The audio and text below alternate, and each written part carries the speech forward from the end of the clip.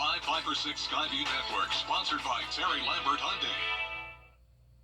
Well, what you see behind me here is a loop of the last 10 hours. Look at all the heavy rain that came on through. You can see all the reds and yellows. The good news is the heaviest rain is done for now. What's in store for tomorrow? We'll talk about that with the 5 or 6 forecast. Now on News Channel 6 at 6, an often closed bridge could be gone for good. Yeah, what the future could hold for Olive Road is your news at 6 starts now. Live from Television Park, this is WJBF News Channel 6 at 6. Good evening, everybody. I'm Brad Means. And I'm Jenny Montgomery. We'll get to your top stories in just a moment, but first let's check in with Chief Meteorologist Tim Miller. Tim?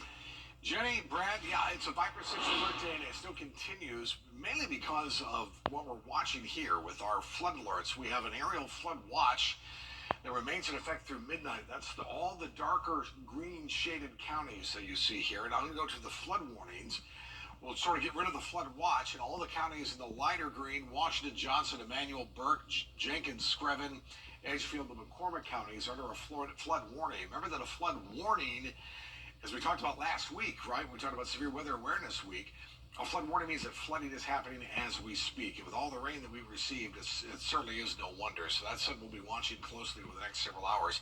So once again, here's this loop, about a 10-hour loop or so, 12-hour loop actually, going back to where we've started the rain. And now one more little batch of showers. We'll zoom in a little bit closer from Edgefield to Saluda County, and then further towards the south, Burke County, further down near Screven County, down to Millen. That's where maybe a heavier shower is, but again, no big thunderstorms with this. I don't expect any more severe weather. Can't get really severe weather when we're talking temperatures here into the 50s. There's just not enough juice here for that. The story for tonight isn't going to be the rain anymore. It's going to be the wind. We have a wind advisory from 11 o'clock tonight through 7 o'clock tomorrow morning for all the counties shaded in blue here. So you're going to hear some rattling outside, maybe garbage cans or something going on. You had some wind chimes. You'll think there's a big storm. It's just the wind, thanks to that front that's going to come on through here. Currently, our sustained winds are about 10 to 15 miles per hour at times. These are sustained winds. Let's look at gust. Gust 20 miles per hour in Louisville, 11 in Waynesboro. That will be significantly higher as we go through the nighttime, as the winds will start to pick up and skies will start to clear. So another little batch of rain. There's some more rain down to the south, and that's moving from southwest to northeast. And that's going to be the case until this front moves on through.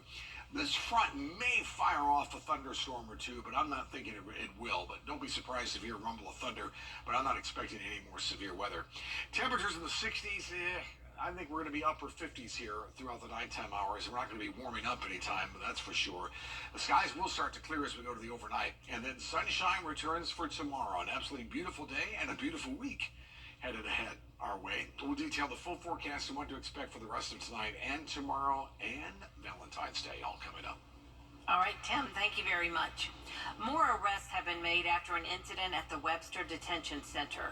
On Friday, we reported that deputies Johnny Atkinson and Austin Birch had been arrested for responding to a call for unruly inmates. Today, Corporal Daniel Daversa and Deputy Dontavian Jones were both charged with battery and violation of oath. Retired Jail Lieutenant John Whitaker was also charged with one count of aggravated assault, battery, and violation of oath. We're working to get booking photos for the three arrested today. Well, hard to believe it's already been 10 years since a major ice storm hit the CSRA.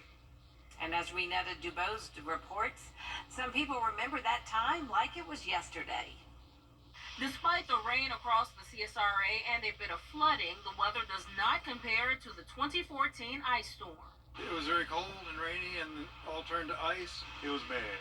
Do you remember where you were on February 12, 2014? Many people